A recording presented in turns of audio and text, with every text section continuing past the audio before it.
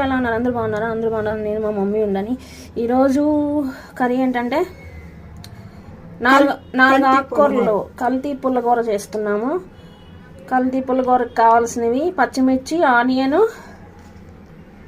పసుపు, గోంగూర, తోటకూర, గోంగూర, పాలకూర, పొనగొంటకూర, ఈ 4 కలిపి పుల్లకూర చేస్తున్నాం. అంటే కల్తీ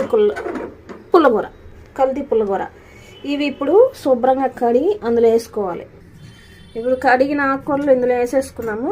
కుక్కర్లో స్టవ్ అంటించేసి మూత పెట్టేసుకొని ఉడికిన తర్వాత కల్తీ ఆకుకూరలు బాగా ఉడికిపోయినాయి. ఇలా ఎన్నించుకున్నాము. ఇలా ఎన్నించుకున్న తర్వాత దీన్ని పోపు పెట్టుకోవాలి. స్టవ్ అంటించి బాండీ పెట్టి ఆయిల్ వేసుకున్నాము. ఆయిల్ హీట్ ఎక్కాక పోపు గింజలు వేసుకున్నాం.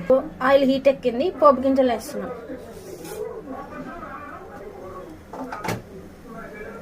ఆవాలు, జీలకర్ర, మెంతులు ఇప్పుడు చిటపట అన్నాయి. తర్వాత ఆనియన్ వేసాము, సన్నగా కట్ చేసుకుంది ఇరమాటకి.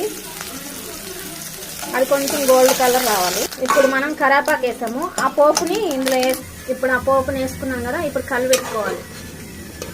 పెట్టుకొని ఒక 2 నిమిషాలు గుబ్బ ఆనిన తర్వాత రెడీ అయిపోతుంది. మనకి చూపిస్తాను నేను మీకు. చాలా టేస్టీగా ఉంటుంది, భలే ఉంటుంది. ఇప్పుడు మనకి కల్తీ కూర రెడీ అయిపోయింది.